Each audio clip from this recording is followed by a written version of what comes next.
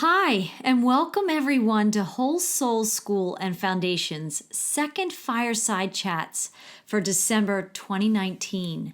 My name is Marie Mohler, and I am an author, intuitive, and co-founder of Whole Soul School and Foundation. I am here with my co-host and co-founder, Lacy Frazer, who is a clinical psychologist by training and a practicing life and leadership coach and consultant today. We want to remind our listeners that the mission of Whole Soul School and Foundation is to educate, enrich, integrate, and liberate the heart and soul in people worldwide. We also support projects and products that are specifically designed to educate, empower, and inspire people whose lives have been impacted by incarceration.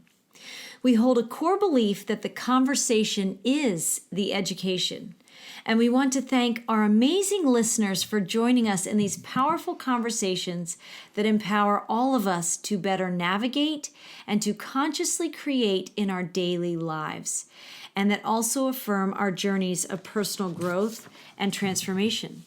So I first want to welcome you, Lacy, to the conversation today. Welcome. Thank you.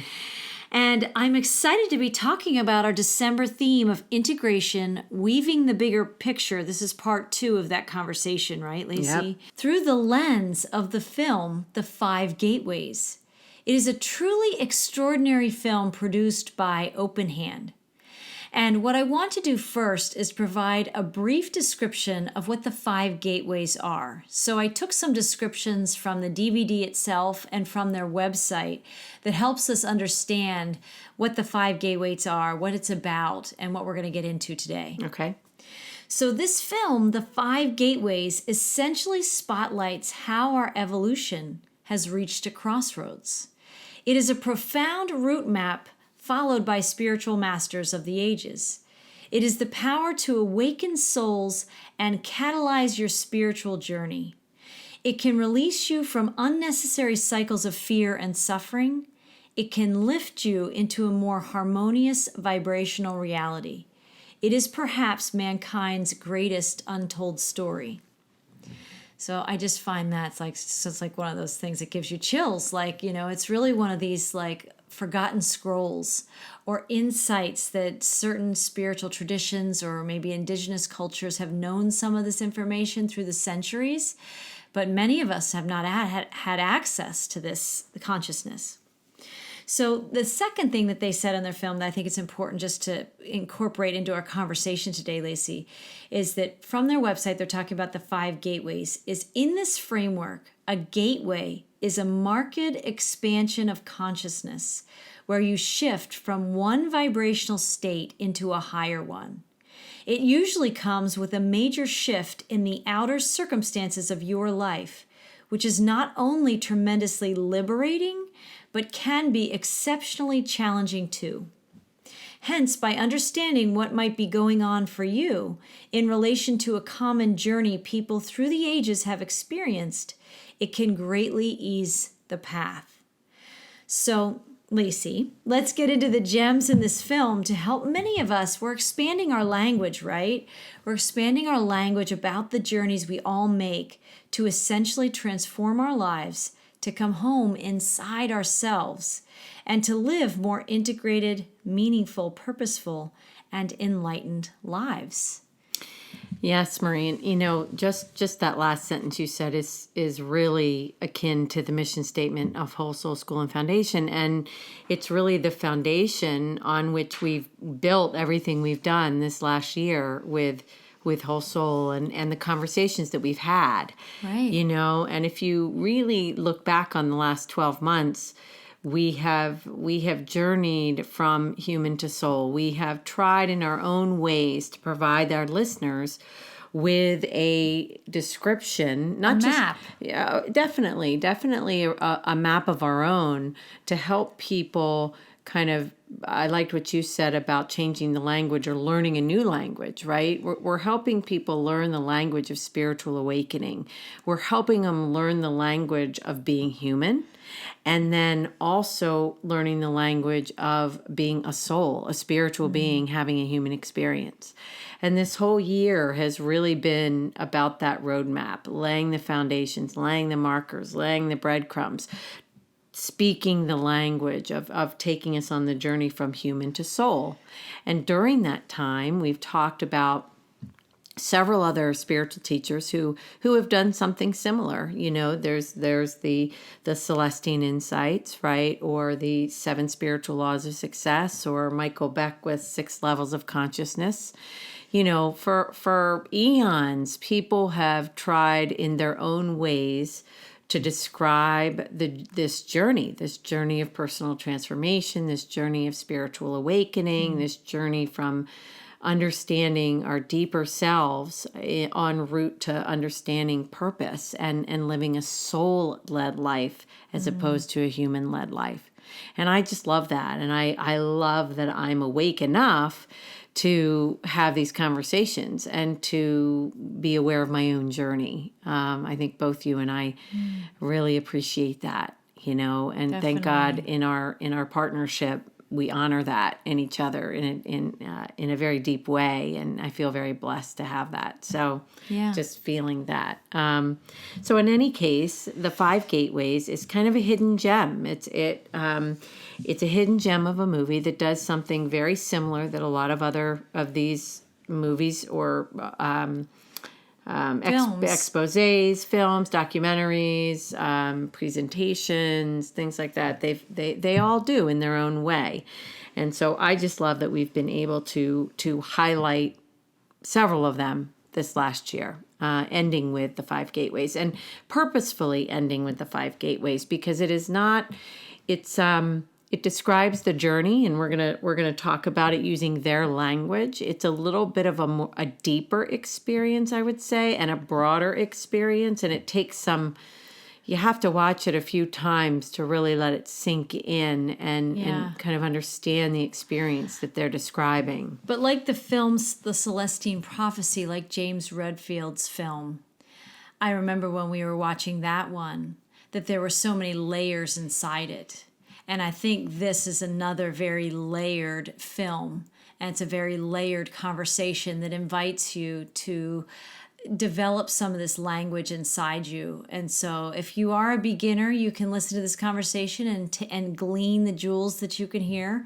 And if you're somebody who's already been on the path, there'll be some new layers for you to expand into. It is definitely here to kind of enrich the soul and affirm the journeys that we all make at whatever level you are. And I would even say that this one starts out deeper than most. A lot of the other ones we've shown, the sort of muggle, if you will, could watch, the Celestine Prophecy and be entertained by it, and not think anything of it.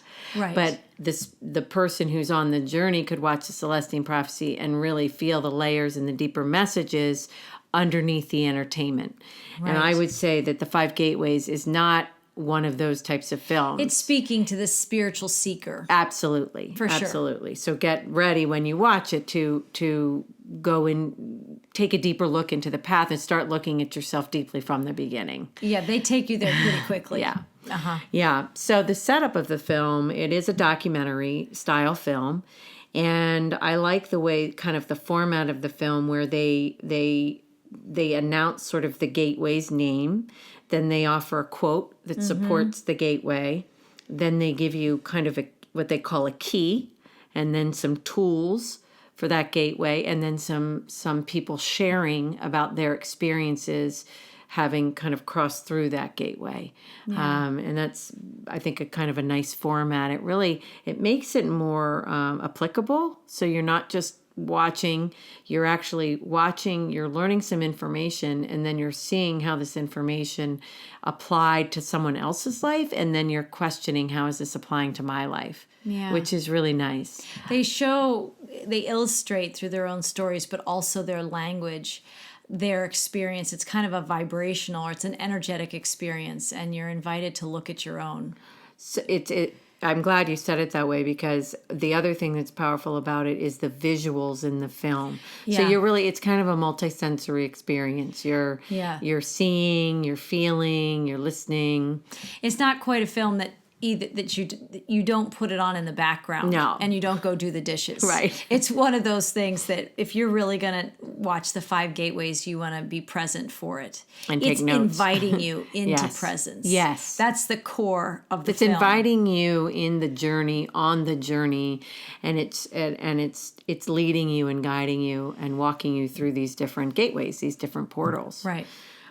So the very first gateway they talk about is the gateway of awakening, and it's really it's at the point where we start to begin to awaken to our connectivity to the divine, to ourselves, to our soul.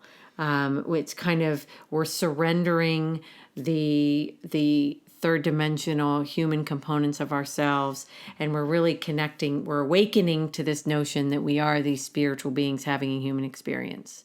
And they do a really great job in the beginning of the film to illustrate this world that we live in that is just so busy and just so full of distractions, and how are we ever going to sort of extract ourselves out of the craziness and the chaos that is the world around us and find peace within again, And how are we going to find what's real in all of that illusion? Right. Right. And another word that I really hear in that first gateway, Lacy, that they talked about a lot is the word at-one-ment. Yes. So we're connecting with the oneness. But at-one-ment, if you read that same word a different way, it's read atonement.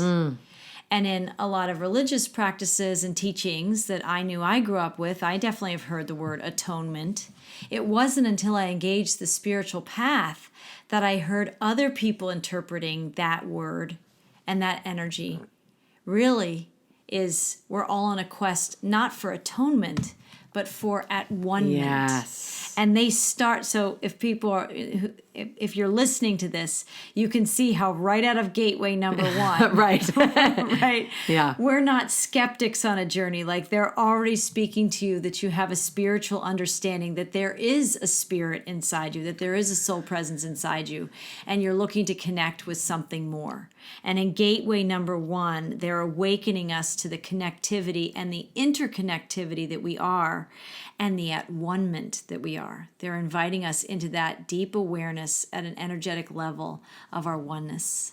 Absolutely. You know, and the connectivity to nature, right? The connectivity to the deeper parts of our own self, to our heart, and the letting go. Their first gateway is really that surrendering to something else. And I think at this stage in the spiritual path, and the way they describe it, is this is the point where, I would say that at Whole Soul School and Foundation, and in these podcasts, we began with being human, and we are ending up at the kind of really talking about the soul.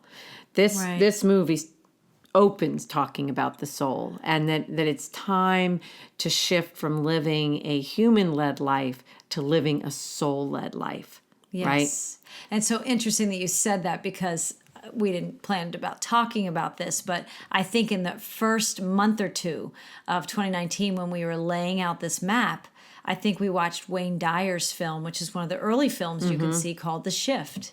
Right. So those seeds were planted earlier in our podcast about the ego. And the ego is such a human aspect of us that guides our lives until we become more aware of what the ego is leading us into. In this film, we're sort of engaging and really connecting with the soul presence inside us. And we're having to witness all of those distractions around us, all of the traffic, all of the chaos, all of the schedules and to-do lists, and all the things we're trying to keep all those balls in the air as human beings in this gateway 1, the awakening, where we become more aware of all that busyness. and we're tuning into something deeper inside ourselves, and we are invited to surrender and to let go and to witness what the illusion is, to make room for what is real. Right. Right? And once you kind of have awakened to that awareness, they would say you're ready to step through gateway 2, which is called the realignment. And that's really that's when you're going to make some conscious decisions about giving up personality-led choices, right? More our conditioned selves. And we're going to really invite the soul to govern our daily lives. So we're at this point, we really are recognizing life as a journey. We're recognizing it as an unfoldment. Nothing matters when you walk through this gateway, nothing matters more than the pull of the soul. I love that. I love that. Yeah. We're realigning from personality and mind-led choices now to realigning to listen more to the heart. Okay, and this is what's associated with the heart, but joy and love And meaning. And meaning. And so now we're needing to kind of attune, fine tune, right? Yeah. Our own energetic vibration to the things that bring us joy, the things that make us feel whole, the things that give us meaning. And we begin to have a more expansive experience through our 5 senses. By this point, we're starting to see things brighter and hear things differently and taste the sweetness in the food. And so our 5 senses are kind of, heightened, because we're getting more and more connected. And also our 6th sense is developing too at this time. Well, and I was just going to say, interesting with the 5 senses, and of course, if we're talking about the 6th sense, our more intuitive sense, our more perceptive sense, we're becoming more sensitive, right? And Right. sensitive has the root word sensing. Right. And as we step into this gateway 2, and we're aligning with more of the truth of who we are, and we begin to recognize life as a journey, right? Versus just a series of separated events that happened in our life but had no connection to each other.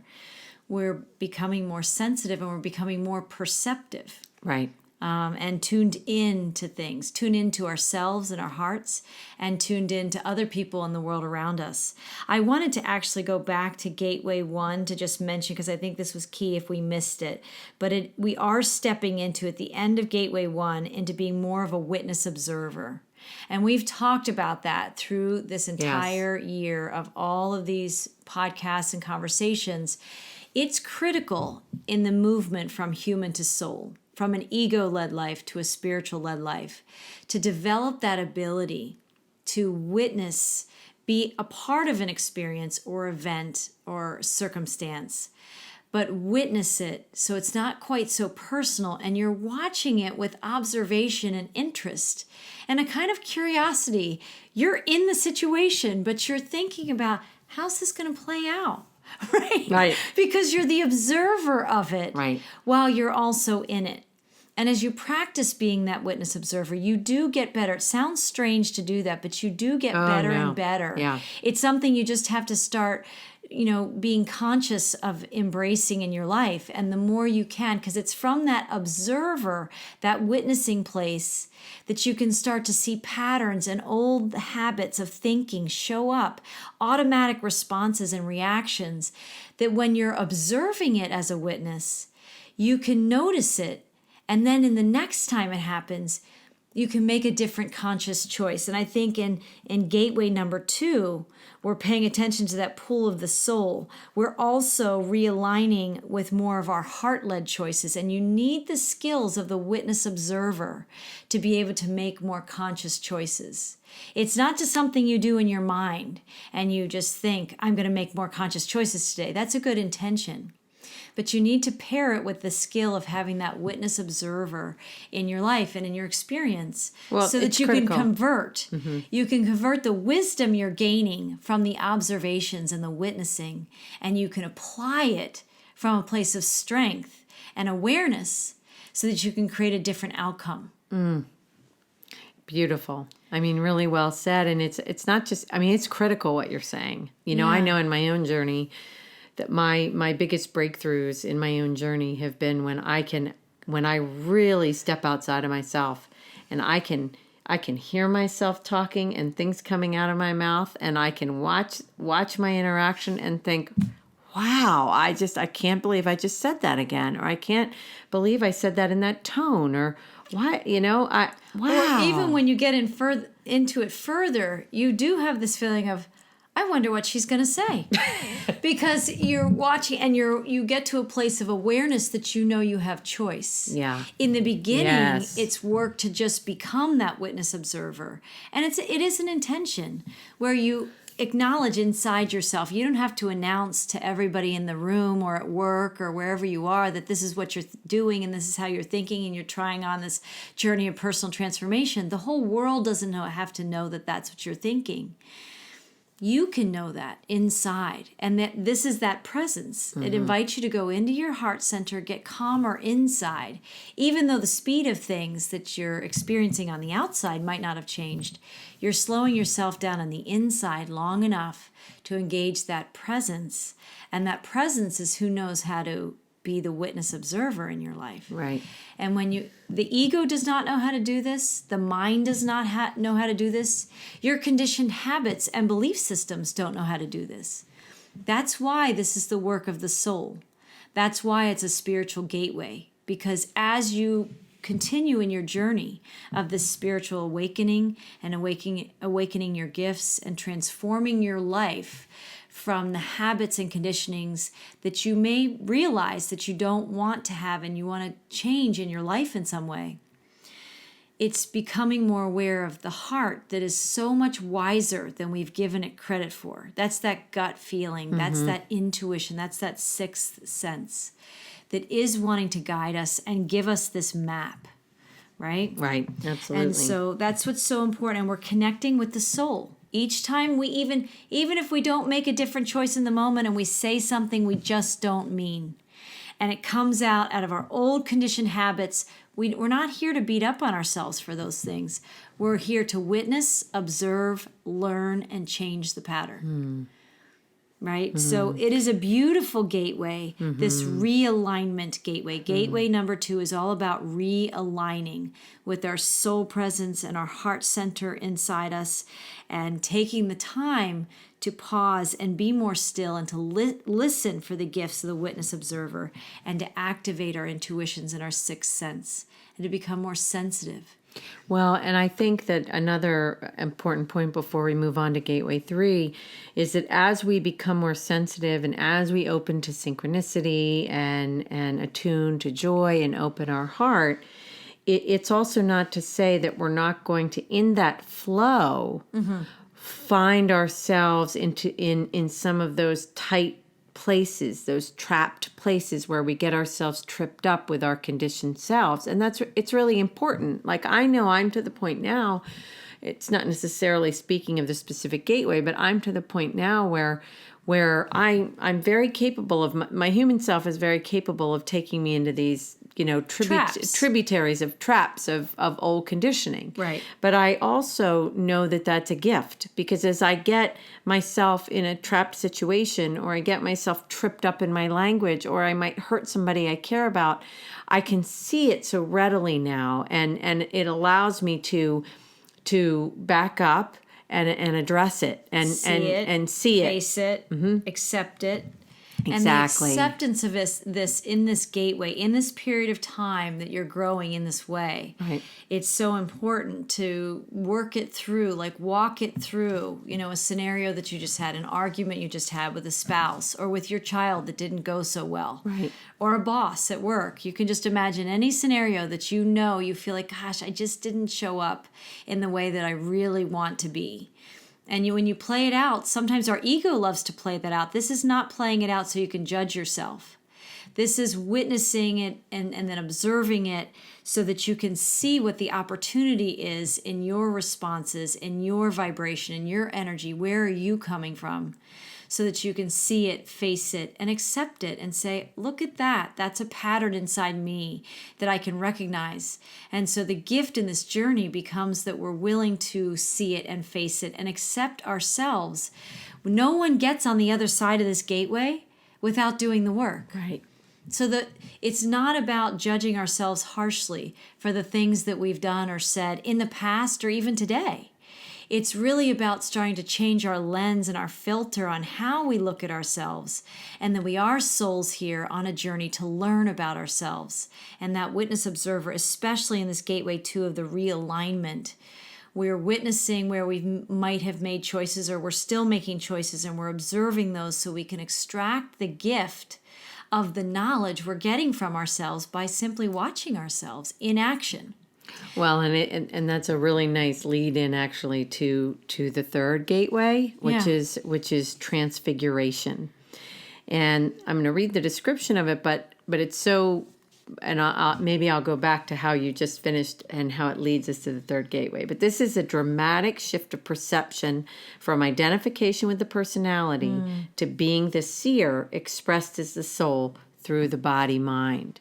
So it's only because of the witness observer that you are speaking of that we are starting to identify in the Transfiguration Gateway 3 the false self. So this, they talk all about in Gateway 3 about that this is about recognizing the false self that has been created through the years of conditioning, and that we've been living and walking through life as this false self, right?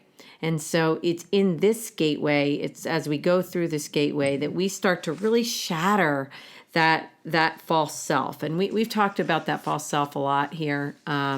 We've talked about, the knight who wears the armor and all of that. The clever egos, defenses, exactly. And the conditioning that we have all of us are born into some version of conditioning. Right. And it isn't until we can awaken to self-awareness, to witness, observe, take a breath, right, get into some stillness and some true presence inside ourselves where we take a breath and we just get still. That's when our hearts can lead us. That's when that seer, we make room for that seer of the soul to come in and guide us in a new way. Yes. Yeah. And I'm not so sure how we want to talk about the false self, and maybe we don't need to talk about it here, but I will just say that, we have an identity that we have created or that has been created through our conditioning, and that identity is full of patterns, right? Patterns of thought, patterns of feelings, patterns of acting. And we become very attached to those patterns, no matter how dysfunctional they are. Right. We become very attached to them, and they become our identity. And so in this particular gateway, as we walk through this gateway, we're really working on identifying where we are attached, really defining that false identity, really understanding these patterns, and really looking at them and accepting them and facing them. Yeah. Naming them, owning them is a very powerful thing. And then, it can also be somewhat destabilizing at the same time, right? Because we're really shifting in the way we're looking at the world, and we're really shifting in the way we're looking at ourselves. And we're really having to let go of some things that made us feel really comfortable. Although we don't know that we'd say comfortable, but we are. We get comfortable with our patterns. They become like an old friend. It's just like we talked about the knight and his armor, and that all that heavy armor becomes something that we think is normal to carry around. We don't even question it. Everybody's wearing armor. Right. And it's like an old friend. It's part of us, but really it's not. And there's a heaviness and a density to it, and a feeling that we may not necessarily like how we feel, but we certainly seem to, until we wake up into more of these truths, we're willing to embrace the familiar versus letting it go to experience the unknown. And so this is all part of that hero's journey. And I want to back up again and say in gateways 1, 2, and 3 now, they're sharing, they share in these stories the tools needed to move through those gateways And it's a process. Like, this is not something you go to bed one night and you just say, I'm moving through gateway number 1 tomorrow, and I'll be on to gateway number 2 in 24 hours. Right. It's not like that. It takes whatever time it's going to take to meet those dragons, to meet those ego blocks and traps and all the conditioning that we've set up for ourselves or that we learned in our childhoods and we've just perpetuated by default. It's a journey to witness and observe all those aspects showing up inside us in all kinds of interactions that we had. You'll be surprised at like all the other conversations that you've been having with your energy field and everybody else, not even knowing that because we've been so distracted by the human interactions that look like we're talking about one thing, but we're really talking about 50 other things with everybody we interact with on a given day.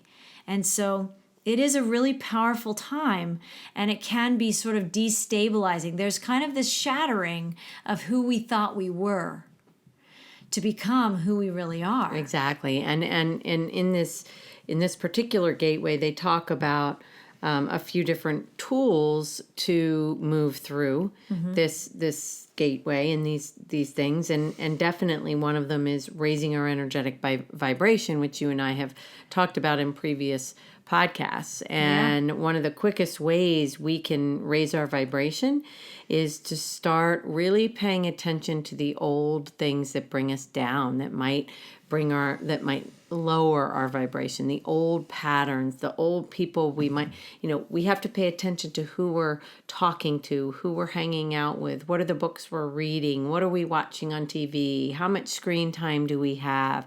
All of these things are contributing to our energetic vibration. What's the quality of those experiences that we're having? I think before we engage this journey, we're not even questioning that. It's just what shows up in our life and we go through our day. Right. And we don't think too much about it. Right. But when you really step onto the spiritual journey, when you want to connect with the soul and you engage the hero's journey, you do start to witness and pay attention to what you're experiencing through the day in a whole different way. And you notice there's a whole lot more information there for you than you even knew existed. And that's where life becomes much richer. There's all kinds of clues that you leave for yourself in how you feel about your interactions with certain people, even your job, whether you like your job. People get real and they get honest, whether they even want to be in a regular 9-to-5 job.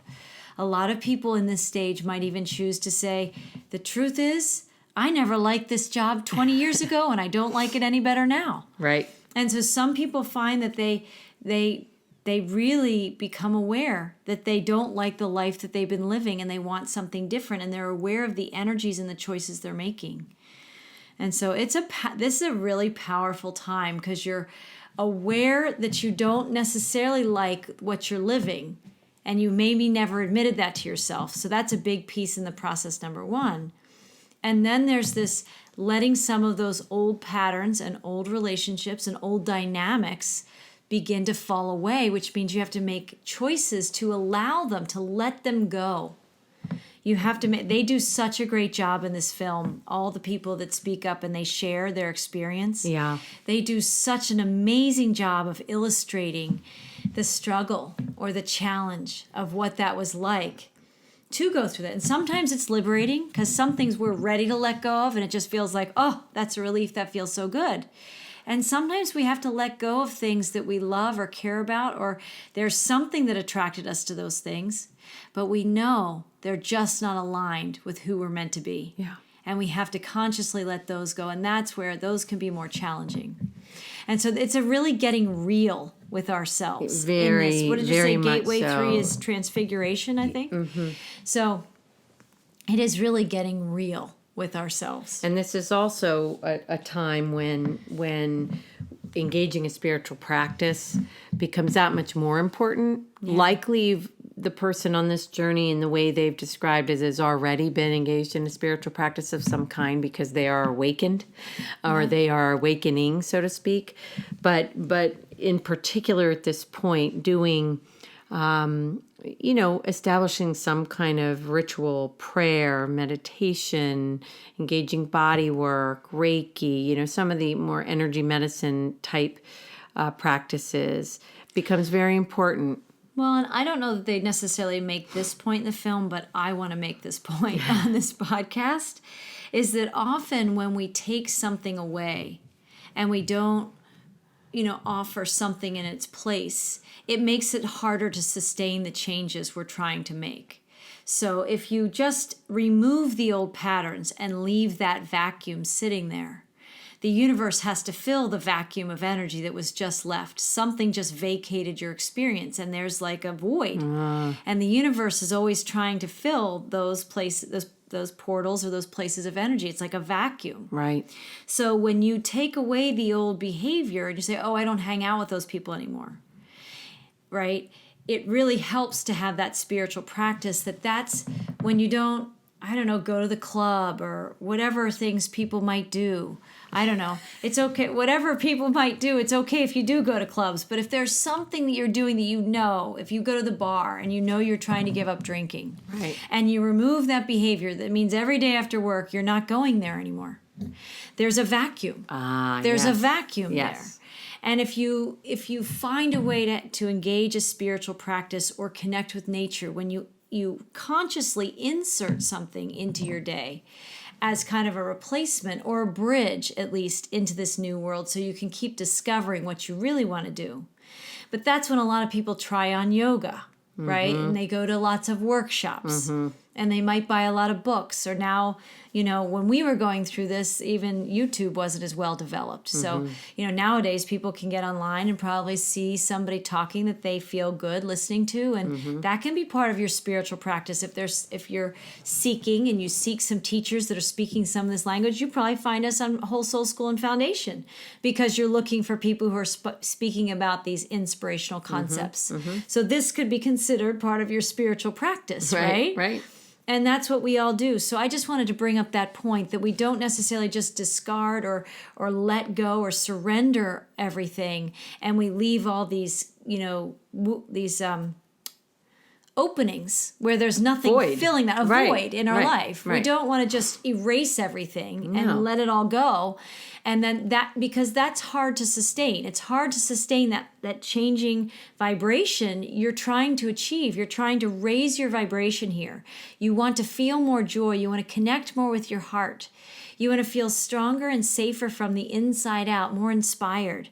It's hard to do that when you just remove the old patterns and you're not filling yourself up with a new kind of nourishment. Yes. So if we talk about that spiritual practice as a kind of nourishment, to nourish our budding little brand new vibration that wants to feel more authentic, more real, more meaning, more integrated, more liberated, then we have to engage things like connecting with nature, just appreciating being alive. Appreciation is another practice that people can turn to. Absolutely. Even if you don't turn to a particular religion or faith or breath exercise or anything like that, just making it a point to say, I'm going to find 5 things to appreciate today. I want to find 5 things. The sun is out. There's number 1. And you just let yourself feel it. You don't just say it. It's not enough for any of these things to just say it with empty words. Right. That's why the 5 gateways is so important, because it's a lived experience. It's something we're actually embracing and living. From our conscious choices to our conscious thinking to our witness observing, we're fully engaged in this process. Yes. Right? We're not just watching for entertainment anymore. No. We're fully in the game. Yes. We're in the game of life. Yeah. And we're learning how to live it from a different, more connected place inside ourselves. Absolutely. And so, powerful. Yeah, very powerful. Thank you for that. So moving into Gateway 4, and they call this Enlightenment.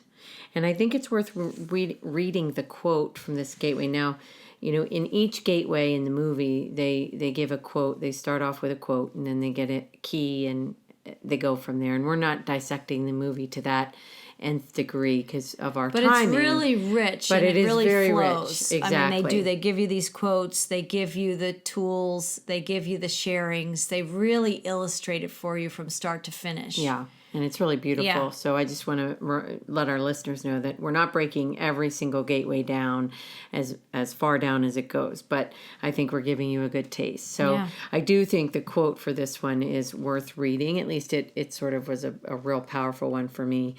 And the quote is, this is Gateway for Enlightenment. Your pain is the breaking of the shell that encloses your understanding. Even as the stone of the fruit must break, that its heart must stand in the sun, so must you know your pain. I mean, just the first sentence, I had to read it like 10 times. Your pain is the breaking of the shell that encloses your understanding. And in this particular gateway is basically described as any fragments of the soul still identifying with the personality are released and reconnected. The soul becomes fully integrated without being. So I think really what they're saying here is that we're going deeper into releasing our old identity. We're going deeper into letting go of the personality, right? And it's during this gateway that we confront karma. Yes, that's the key of this gateway. That's the key of the gateway. You have to confront your karma. Exactly. Or it's confronting you, one or the other. Well, and what I believe, and they don't say this, but what I believe is that as we take this journey and we become more and more open and more connected to our higher selves, to spirit, to the universal energy field, we are naturally going to feel more and more connected to our past lives. And we haven't talked a lot about this at Whole Soul School and Foundation, but we're going to start to feel patterns in our life that feel really familiar.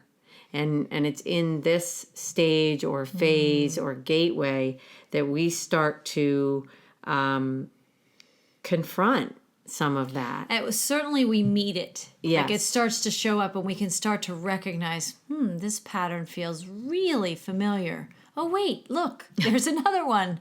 And we start to realize that we are an accumulation of patterns. And many of those were happening when we weren't awake. So they just kind of, I call them barnacles. They just sort of accrue over time like barnacles in our field. And we don't even know we're becoming this giant barnacle, right? Right? Until all of a sudden we were like, why am I so heavy? And it's the armor. It's the knight in his armor. All of a sudden we've been wearing this armor for so long we can't remember a time when we weren't a barnacle. We can't remember a time when we weren't the knight with all this armor. It's just what everybody does. And then when you start to realize, wait, I don't have to wear this helmet. That takes off 10 pounds, right? I can break some of these barnacles loose, right? And then we become more willing to meet the past life patterns. We can meet patterns from earlier this life or any other. And for those listening, if it's easier for you to just think about this one lifetime, then that's fine, right? You can work with this material at whatever level your consciousness is willing to accept and meet it there.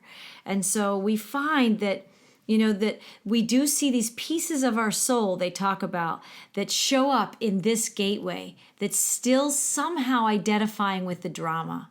Mm-hmm. It's parts of us that are wounded from other lifetimes, right? And other aspects of this life, just that we never resolved whatever that was. Well, and how they talk about it is that we recreate in the current life, in the present life, we recreate the pattern just in a different way so we can learn how to identify it and eventually release it and clear it and release ourselves from the attachment to it. And they call this, in the way the Five Gateways film talks about this, is the shadow identity. Yeah. That there's parts of us, there's fragments of ourselves sort of, kind of trapped in these patterns and time that until we see it and acknowledge it and look at it and witness it and observe it and accept it and move through it, we can't release it.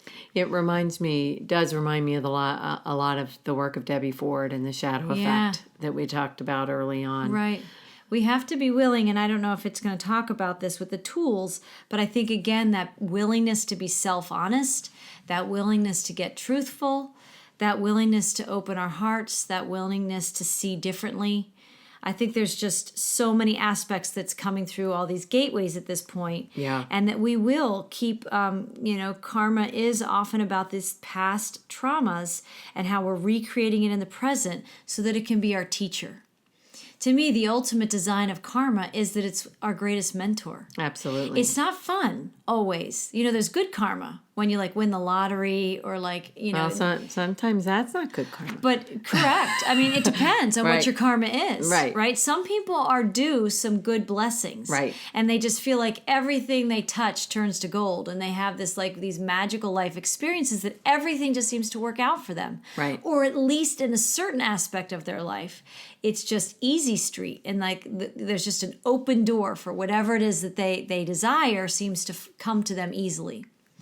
But there's also the karma that's the more tension karma, the karma that there's more friction, there's more wrestling, there's more grief, struggle and suffering and challenge. That's where our greatest marrow is. That's where our greatest opportunities are for growth and transformation. And so, again, it helps to be developing this language on the spiritual path, because without the language, you just say, why me? That's your language, right? Right. Why me? It's about 2 words, Yep. right? Why is this always happening to me? The victim. The victim. And when you're on the spiritual path and something's not working out for you, you know it's a reflection somehow of your vibration. It's a reflection somehow of your beliefs and the energy you're putting out and the karmic patterning you have inside. And I've said it, I think, before, but we're like onions. We have layers upon layers inside us. So the gift of life is that we get to move through these layers. We get to embrace these opportunities to grow from ourselves. And karma is one of our greatest teachers to show us what our past patterns and past creations were when we weren't quite aware. So that now, as we're becoming more aware, we get to be the change agent in that story. We get to be the witness observer who's saying, wait, I see if this continues on its trajectory, and I know this pattern very well. It's only going to end in chaos, or it's only going to end in destruction or hurt feelings. But I can make a different choice here, and I don't have to engage this way. That's where the witness observer becomes your best friend. Your heart starts to lead you, and you can be in your karmic patterning, but as you wake up to the gift of what it's showing you, you have to go through a couple challenging times with that sometimes. But then you start to recognize it as it comes up again and you're ready. And you say, this time I'm going to make a different choice. And you try on some different choices. At first it may not be that first choice you're making. You're trying it out in this gateway 4, in this enlightenment. So we're definitely revisited by our doubts, our fears, our insecurities, right, in this gateway. And so again, this is a process.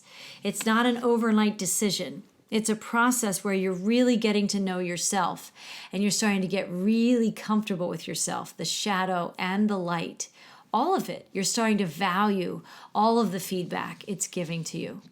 Yes. Yeah. Did you want to talk about the tools?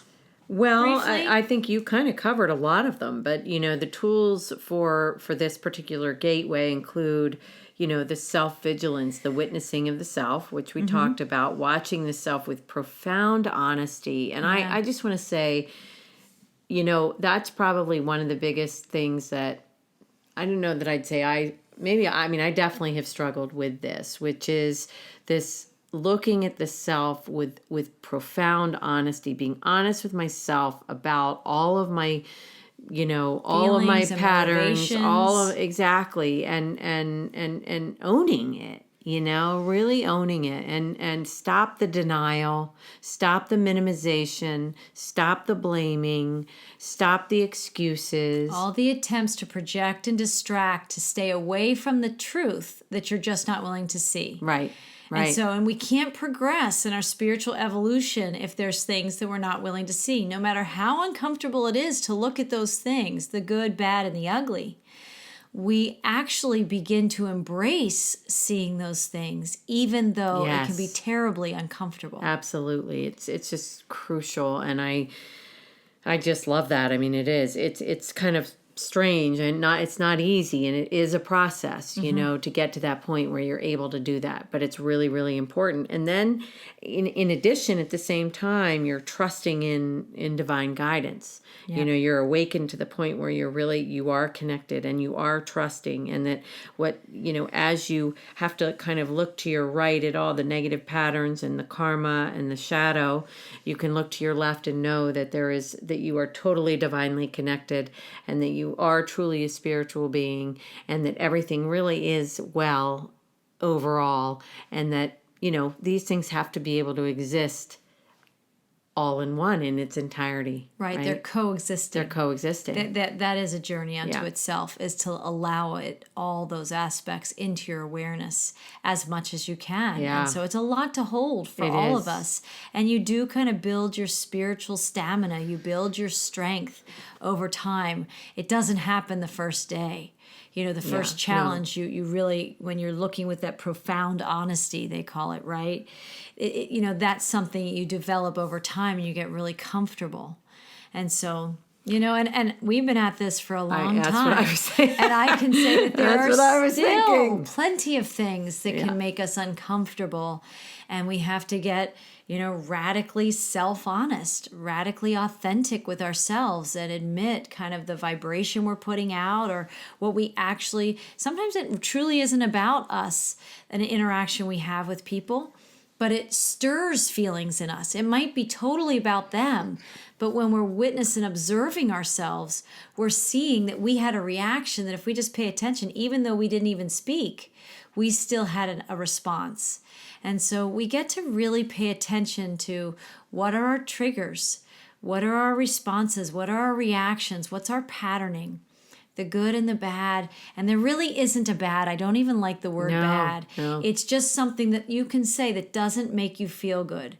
When you're uncomfortable or you're angry, right? Or you're short, or you lose your temper, or whatever it might be, that's cueing you that something inside you about whatever that energy is and that interaction is or that experience is, it's not aligned with you in some way.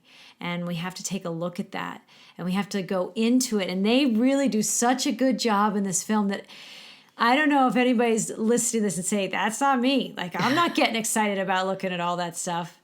They almost make you, like, it does get to a point that it's enjoyable to know that you're unpacking something inside you that's blocked you from goodness and the wholeness and the joy that you're really seeking.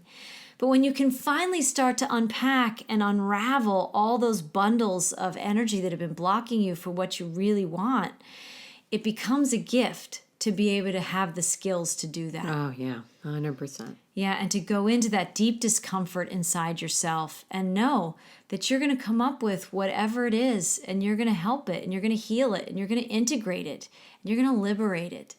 And when you've done this a few times, it gets less and less daunting and more something that you just know the gift. And so you take the steps knowing that the gift's on the other side of the work.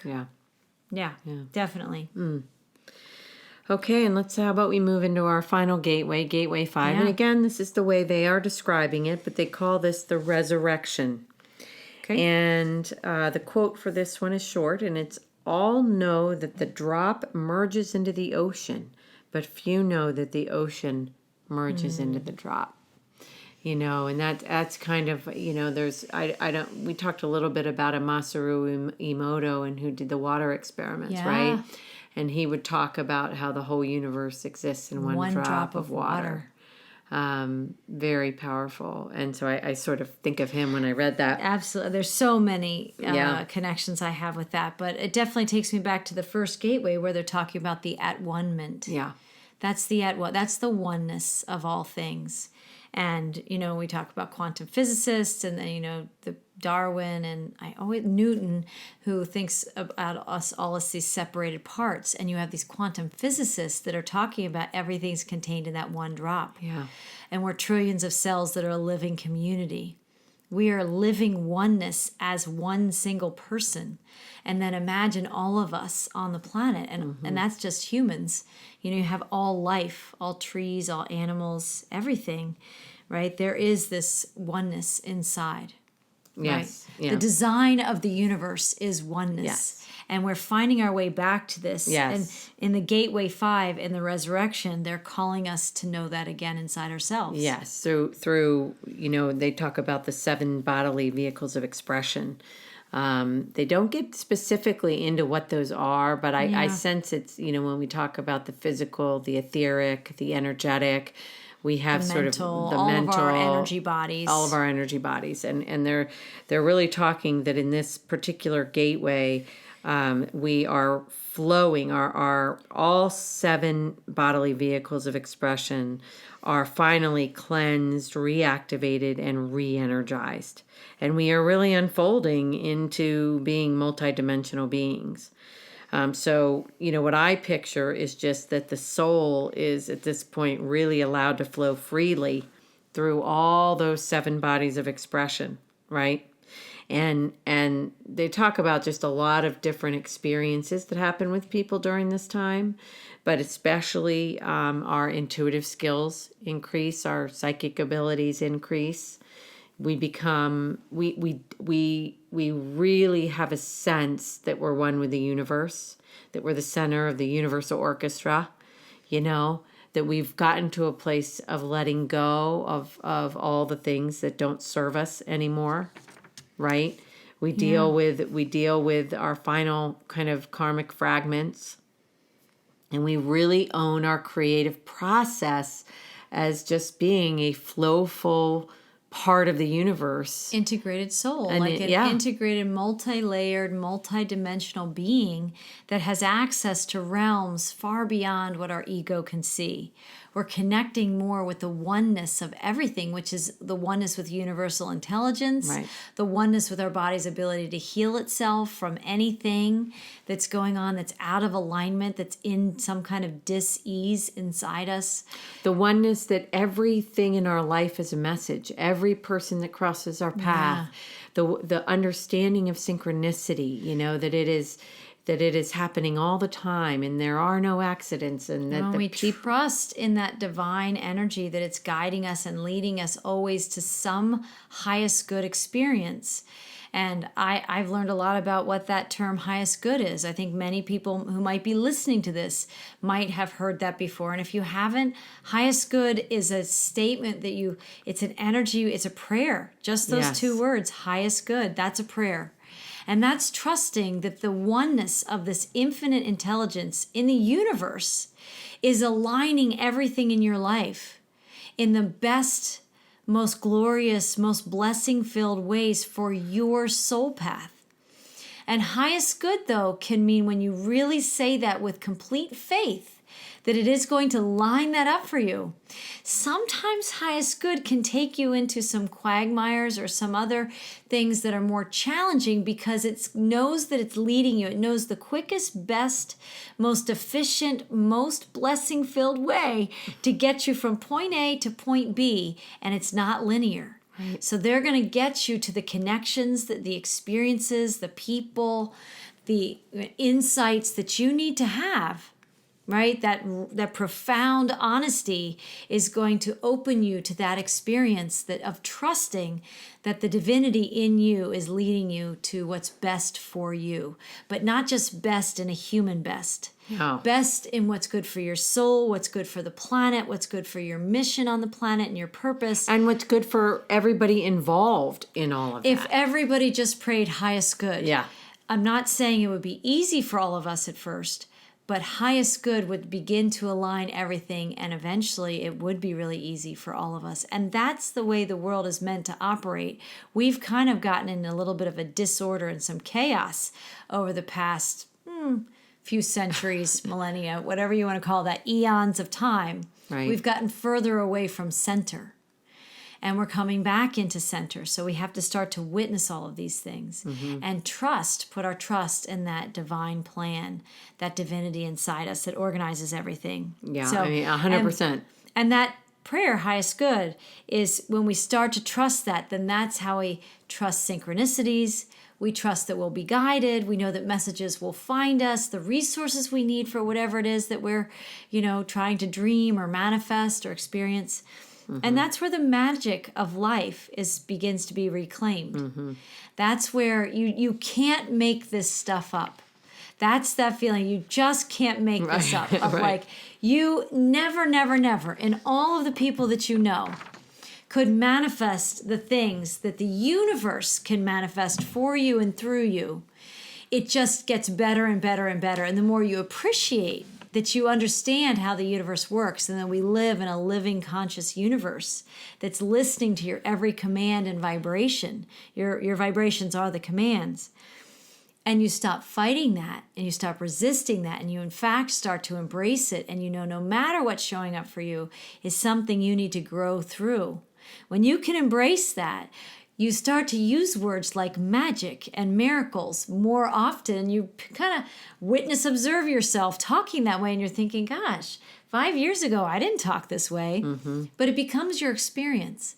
And I think Albert Einstein has some quote, I'm not going to be able to pull it up, but where like every day is the miraculous. It's not the exception, it's the rule. Right. We're meant to experience more of the miraculous and the magical realms. Well, and I think that is really what they're talking about, in this final gateway, is that you are in that place where you are the universe. You really recognize that, You're the universe in one drop. That's right. And that means all the resources, all the joy, all the health, all the wealth, every contact and connection you could ever want is in that one drop. Right. And if you can believe that and start to align with that and pray for highest good to keep you in alignment with that, magic and miracles and the miraculous becomes your experience. And I just want to add, I won't go on too long, but I just want to say, and they don't say, you don't go through these gateways in one, you don't go through a doorway and one closes and you never go back to gateway one. It's like Michael Beckwith's stages of higher consciousness or any of these things. We kind of spiral through our lives. We live, it's not quite circular or linear on a line. It's not like that. You might have learned lesson in gateway one on one layer of your being, but might be 5 trillion layers inside you. So you might find that you go back to gateway one to learn a particular lesson on something that's part of your karma or part of something you need to let go of or surrender. So we have to be open to the journey and where it takes us and embrace every opportunity as a gift. Yes. And I just want to say, as we close out the 5 gateways, I just want to remind our listeners that, there's a lot of different ways to experience, to describe, to live this spiritual unfoldment and this spiritual journey. And again, many people have languaged it through their own experience, through their own filter, through their own lens. Yeah. And so I'm always appreciative of any person or organization or group or whatever who makes an effort to language the journey. And that's what they do here. So I think you've done a nice job sort of making sure people know that this isn't necessarily a linear process. No. And I also want to say that these gateways don't necessarily happen in this order. I would say, that I know that I kind of got hit with some karma before I was really aware that karma existed. That took you to gateway one. Right. Yeah, exactly. I think we definitely went through a deep dose of karma to even be aware that there was a gateway anywhere. Yes. Other than what we were living. Right. And so you have to be open to how it meets you and finds you and shows up through you. Yes. And that's where you start to look and be more aware, and you are willing to embrace what comes your way to show you the unique map that is opening for you to follow. And it's going to be yours. Ours, if we laid out, and no one would have the time for this, us included, our entire journey, no one else's journey would be the same as ours. And ours wasn't even the same. Right. Of similar events occurring in our life. life. We're a great example. We had very different inner experiences and moved through different gateways at different times inside ourselves. And it was something that we were kind of on parallel paths, but we were doing it. No one can do the work for you. Yeah. So you have to listen for who your teachers are that you resonate with. And what I found early on in my journey, I loved connecting with all different kinds of teachers to see who was speaking the language that I resonated with. And over time, I've even doubled back for some of those teachers that I didn't resonate with at first, but I resonate much more with now. Or the same thing is true. Somebody I really resonated with in the beginning, I've grown so much that I appreciate their gifts, but it doesn't speak to me in the same way. So when you're on the spiritual journey, when you're on the hero's journey, you're always growing. It's such an evolutionary always growing. process. I think about music that I listen to in the era of what I would call my awakening gateway, and I would listen every single day, and and now I listen to that music, and it's beautiful music, but I have no charge to it anymore. I have no connection in that way. I found a different. Well, and there's music that walks with you in your pain. Yeah.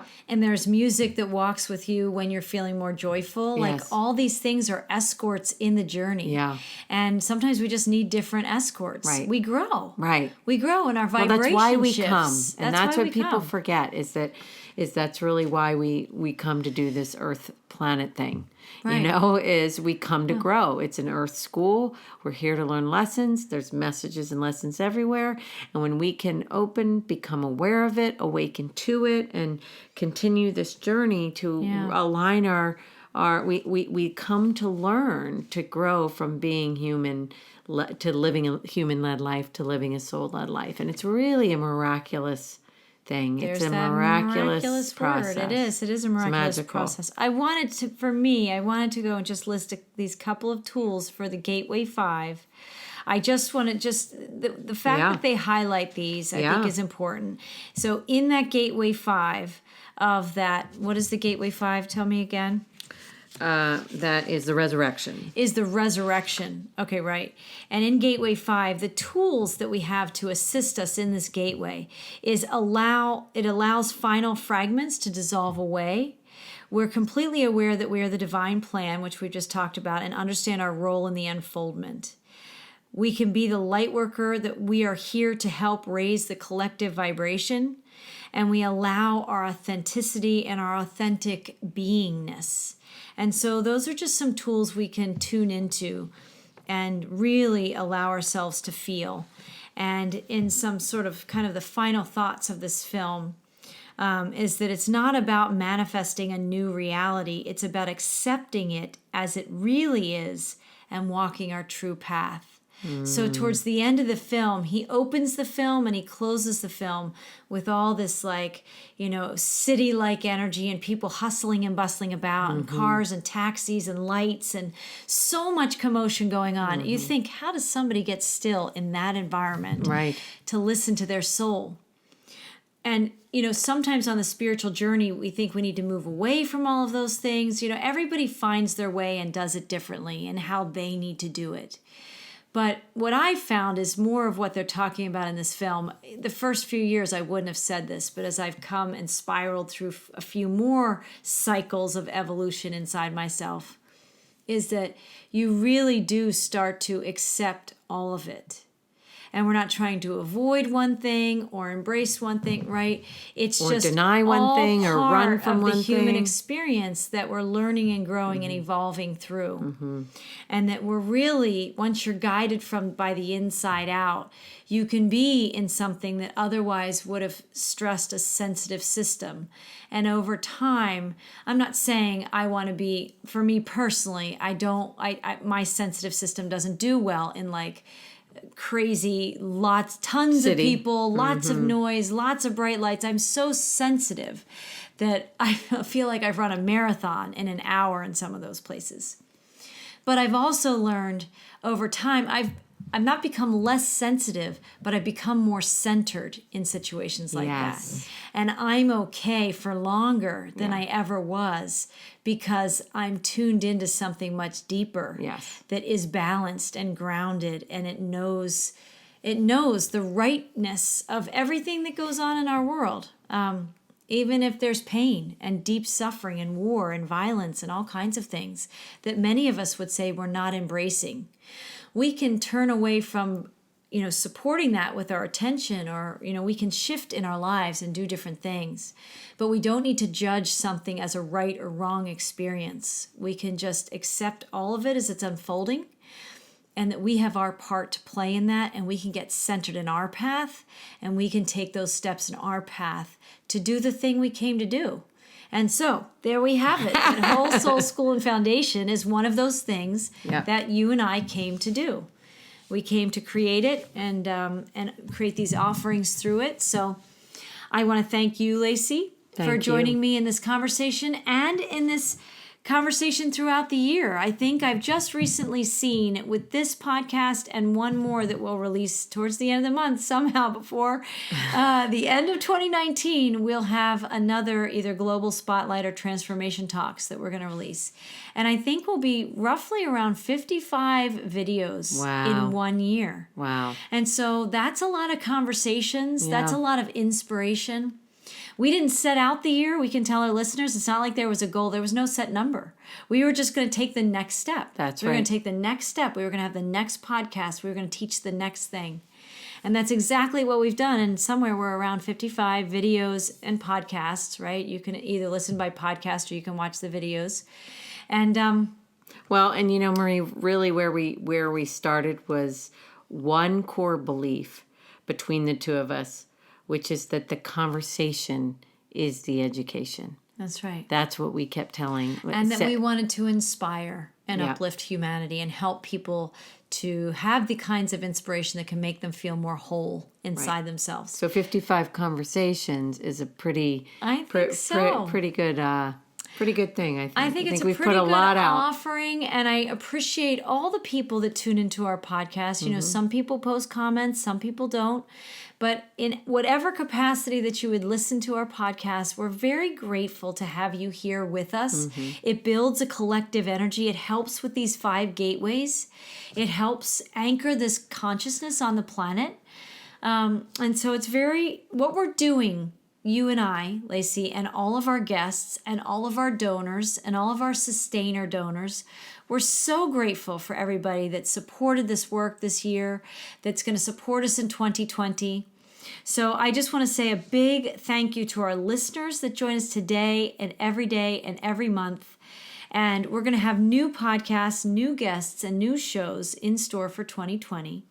Some things will shift a bit, but the pursuit of spiritual truths, transformation, personal growth, and greater enlightenment, empowerment, and integration will continue to remain our core focus as we steadily create these offerings that are designed to educate, enrich, integrate, and liberate the hearts, souls, and minds in people worldwide. We want to thank all of you for supporting this work, these conversations, our resources, and this inspiration in the world with your time, your amazing energy, and your donations. So thank you especially to all of our amazing donors this year. And to our monthly sustainer donors, we thank you truly from the bottom of our hearts for the foundation you are truly helping us to build to help make this a better and brighter world. So we're very grateful. Very grateful. For the generosity and the steadfast commitment to our mission and the work we're doing. Yes. We invite everybody to visit our website, www.wholesoulschoolandfoundation.org. And you can sign up to receive notifications. You can also make donations there. If you're feeling a hankering or just this summoning in some way to give to a worthy cause, you can give before the end of the year. Before the end of the year. There's probably 2 weeks or so left. And so if you want to make a donation at the end of this year, we'd really appreciate that. And we're going to see all of you in January 2020 for this new round of new creations. You can visit us on Facebook, Twitter, Instagram, and social media platforms. You could see our reminders for the soul that are little doses of energy throughout the month. And Flower Diamond has just been such a gem and such a gift to us at Whole Soul School and Foundation on our team. And to the people who enjoy those posts because they travel and inspire people. So thank you, Lacy. Thank you to our awesome Whole Soul School and Foundation audience and our supporters and our listeners. And we wish everybody a very Merry Christmas, Happy Holidays, and a Happy New Year and a Happy New Decade. Yeah. Right? We're really stepping into some new things in 2020. Yeah. For this world. And so it's time. So it's time for everybody to tap into our gifts, to tap into the resources, to find those spiritual practices that nourish and sustain you. And we will be here. We will be here as an anchor Right. to help support. And a voice of inspiration and hope with our guests who have so generously donated their time. I want to make sure I thank all of our guests who've supported us in these conversations too. So lots of gratitude for all of huge. 2019, and lots of joy and gratitude and excitement for what we're going to create in 2020. Yes. And I think it's important too to say that if anybody out there has specific questions, specific topics, issues that they want to run by us, Yes. please do so. I mean, you can reach us via our wholesoulschool@gmail.com email, and or on Facebook.